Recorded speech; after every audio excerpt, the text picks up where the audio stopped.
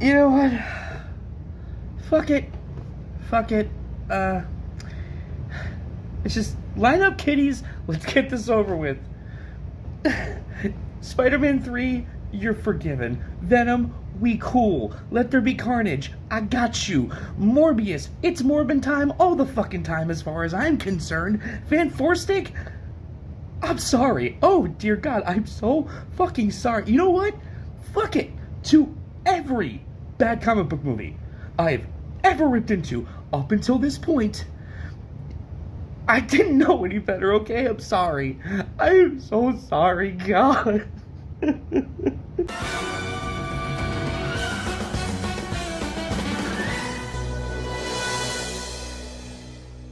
Madam Web is not only the single worst comic book film I've ever seen in my life, Marvel or otherwise. It is, without question, the worst film I have ever seen.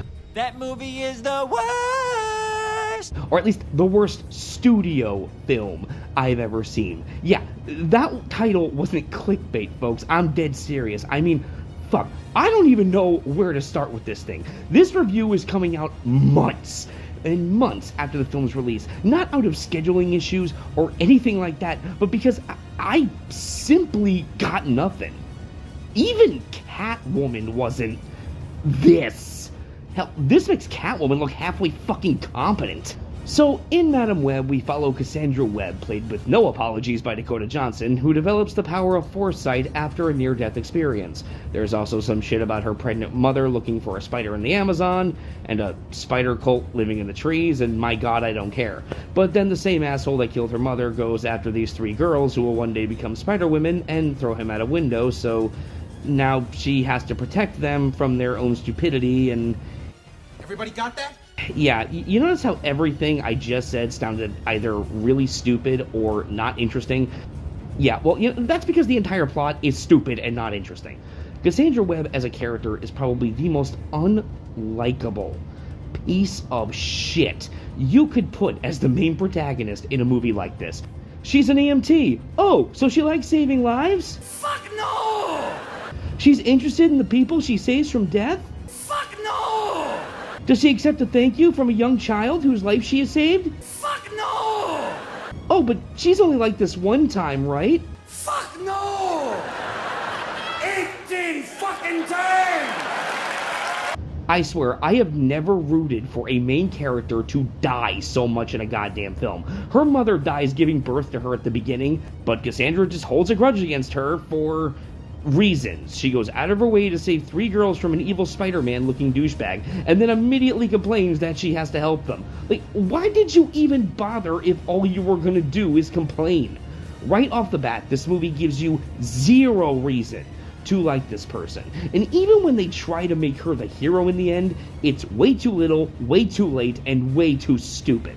Seriously, I'm not even joking. At a certain point, this movie just decides to rip off the Nicolas Cage movie Next and call it a day. As for the girls she's protecting, yeah, you know how the trailer showed all those scenes of these 3 women in their costumes? Remember how kick-ass it looked? Yeah, that's about 30 seconds of the entire film. And guys, I'm highballing that number. Nope, instead this takes place years before they become Spider-Women, where they all just happen to live in the same town, and all just happen to be taking the same subway when the villain comes to kill them. I mean, they don't even know each other before this incident occurs, so yeah, lucky, I guess. But surely, by the end of the story, we find out how they became Spider-Women, right? No! This movie doesn't even bother with that! Why? Well, according to the director, doing so would have been too greedy. I'm not even joking about this. But look at this shit! But are the 3 of them at least interesting? No. One is a brain, one's always hungry, and the other is a frumpy bookworm. Yeah, the movie tries to pass Sydney Sweeney off as a frumpy bookworm. Sydney Sweeney. Frumpy bookworm. Why? By God, I haven't seen casting this perfect since Alone in the Dark cast Tara Reid as a fucking archaeologist. These 3 girls have no characters. They are caricatures. Parodies of actual characters. They have those individual traits I mentioned, and that's it. They try to give some depth to them later, Like, one of them says her father got deported and she's been living in an apartment for 6 months. But it all was bullshit! Okay, here's the problem with that. One, if you have no income and your father has been deported, please tell me how the fuck you managed to maintain an apartment in New York fucking City for 6 months. Who are you bullshitting? That doesn't make sense. Second, okay, her father got deported.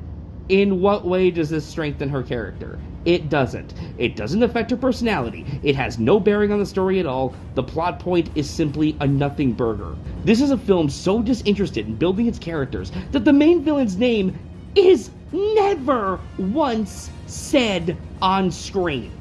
I'm gonna say that again. The main villain's name is never once said on screen. They never say his name in the movie. There's a scene where Dakota Johnson finds a photo with Ezekiel Sims written on the back of it, but that's literally over an hour into the film. His name is never stated. So unless you've watched the trailer or hadn't fallen asleep by the time the movie showed you that photo, you're gonna be completely lost as to who this guy is. And just to reiterate once again, he's the main villain. Speaking of the villain, I can't think of a worse villain in any movie. I'm not just including comic book movies in that statement. I actually mean any movie. Not only is his ADR distracting as hell, and we'll get to that in a minute, but this guy is just a fucking idiot. He has a dream of 3 women killing him in the future. In his apartment. Dude, you know they will kill you in the same apartment you are currently living in.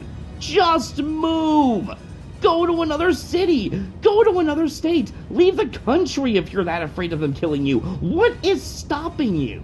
You're a fucking idiot.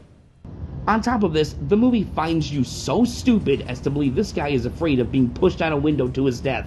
And then, not 10 minutes later, they show him jumping like 20 stories onto a moving car. Logical. Also, I'm not even kidding when I tell you that every single one of the villain's lines is dubbed over in post. It is some of the worst ADR you will ever witness. There will be scenes where he is talking, but his mouth isn't moving. There will be other scenes where he's talking, his mouth is moving, but his lip movements don't match the dialogue. In the future, I've become much more. in the future, they will destroy me and everything I've built. Those girls cannot exist. How come you get to decide? Because I'm the one with the powers. Throughout the entire film, from beginning to end, it is unbelievably distracting. I don't know if this was due to reshoots, or if his performance was just so bad in camera that they absolutely needed to dub over every line. All I know is that it's painfully obvious, and it took me out of the movie every time. Don't even get me started on how badly they fucked up this character from the comics. It may shock and amaze you to learn that Ezekiel Sims in the comics is not a fucking villain. Or at least not the kind of villain this movie makes him out to be.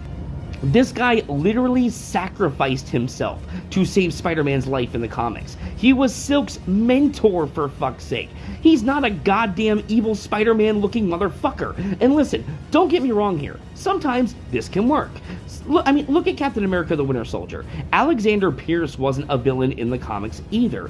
But for a movie about not knowing who to trust and government conspiracies, having that twist of him being the villain not only subverted expectations for comic readers, but worked brilliantly in the movie's favor. Here, they just made Sims a villain for the sake of making Sims a villain, and I'm sorry, that is ass shit. Look how they mess with my boy. Oh, and by the way, Ben Parker and Mary Parker are both in this movie. And if you think they're a cliff note in my review, you should. They're a cliff note in the goddamn movie too. Yet they are played by Adam Scott and Emma Roberts. Why? Well, funny you should ask.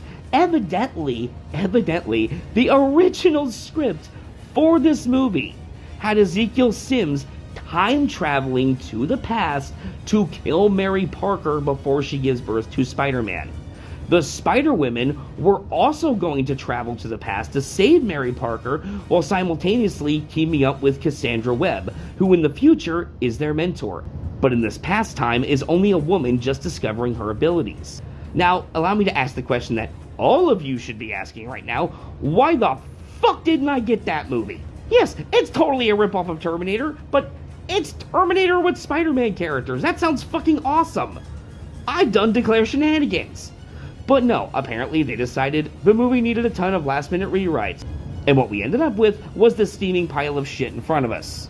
Instead of Mary Parker and Ben Parker being important, they're in the movie for one reason and one reason only: to tease Spider-Man lore without actually mentioning Spider-Man lore. For example, there's a baby shower in this movie, and one of the games is guessing the name of the baby. Right before Cassandra guesses Peter, she's called out of the room before she can say his name.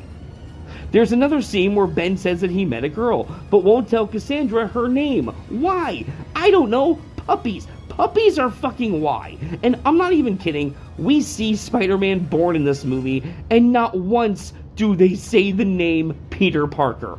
Fuck this shit. The dialogue in this movie is some of the worst I've ever heard, to the point where you could swear that this whole movie was written by ChatGPT inside an hour. Forget the line from the trailer that everyone and their fucking mother has turned into a meme by now. That's the least of it. All the fucking dialogue in this movie is absolute trash. There is not a single interesting line in this film. Every attempt at humor falls flat on its ass. Every moment that tries to have some kind of emotional tether comes off laughably hilarious. Let me give you some examples of the dialogue in this movie. The villain stands over one of his victims and says, "Trust me, you're lucky you didn't know that today was the day you were going to die."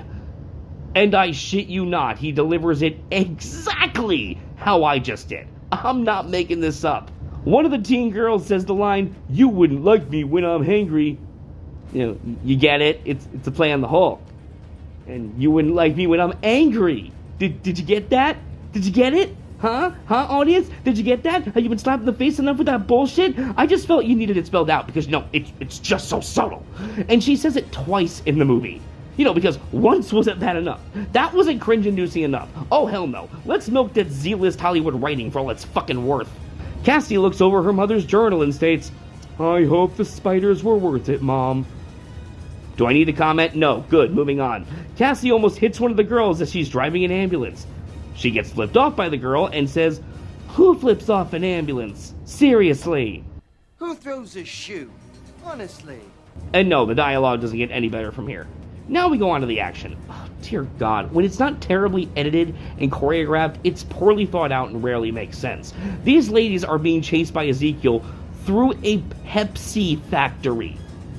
I'm gonna say it again, through a Pepsi factory. And for some reason, in defiance of man, God, and all things holy, this factory is filled with fireworks that they can set off and use to attack him. Why? How? I don't know. The movie was almost over at that point, so I wasn't exactly questioning it. But what I can question is the subway fight that you've seen in the trailers. And guys, listen, I gotta go back and do bullet points for this one, so bear with me. Ezekiel somehow finds out these three will be taking the exact same subway at the exact same time, despite the fact that, as of this point, these three do not know each other. How does he discover this? Well, he acquires technology from a woman he banged from NASA, technology that doesn't even exist now, let alone in 2003. But that's not the worst of it. That's small potatoes. He's able to pull the images of the women out of his dream and put them on a screen, despite the fact that all three are masked in his dream. Then he ages up those images and tracks them all to the subway. This is weird. So he goes there barefoot. Why is he barefoot? He was barefoot in the comics. That's it. That's literally the only reason they did it in the movie. I mean, he was barefoot in the comics because he couldn't stick to walls as good as Spider-Man could, but here he's just barefoot for shits and giggles, I guess. Yay. Then Cassandra shows up to save them after having a vision, and he somehow gets in an evil Spider-Man suit that he pulls straight out of his ass and kills a bunch of cops with dozens of witnesses. Yet, despite there being dozens of witnesses, Cassandra is still wanted for kidnapping the three girls and killing those cops, which... Guys, how the fuck is a small woman like that kidnapping three girls and killing a shit ton of armed cops? My brain hurts! But it's okay, because despite this, she's still able to drive around in a stolen taxi cab for the entire movie, and is somehow able to fly out of the country to the Amazon while leaving the girls with Ben's pregnant sister-in-law, and Somebody kill me, please! Somebody kill me, please! I honestly got nothing else to tell you. I mean, there's so much I didn't even cover about the film. The lifeless direction, the wide shots they stole straight from Spider-Man 2. Literally, the exact same shots from Spider-Man 2. The musical score that's stolen wholesale from the Spider-Man game on PS4. I mean, I could touch upon the terrible acting, but when you got a script this fucking bad, how do you make any of it work in your favor? Dakota Johnson has said that the movie she made was not the one she signed up for, so she basically just didn't give a shit, and I really can't blame her for that. Honestly, I oddly respect the fuck out of her for it. They gave her a crappy script at the 0 hour, and she said, fuck you, I'm gonna give the performance I think this film deserves. Grin and bear it. Kudos to her. But guys, there is not one redeeming quality to this movie. This is a movie that has Sydney Sweeney and Isabella Merced dancing provocatively on a table. And it can't even make that appealing. I'm going to say that again. These two women dance provocatively on a table in this movie, and yet the movie still finds a way to make that boring. What vile darkness made this thing? Madam Web is truly the worst and most insulting studio film I have ever seen in my life. It needs a kick in the balls. I'm not even giving this movie an F. It doesn't deserve that dignity. I'm going old school today. I'm pulling from Spidey's old Web of Cinema ratings. Madam Web gets a some old bullshit out of 10. Fuck this movie, let it die. There is no way a movie is going to be worse than this in 2024. It is not possible. So have you seen Madam Web? Please let me know in the comments, and please subscribe if you'd like to see more. Oh, God, I need a fucking drink.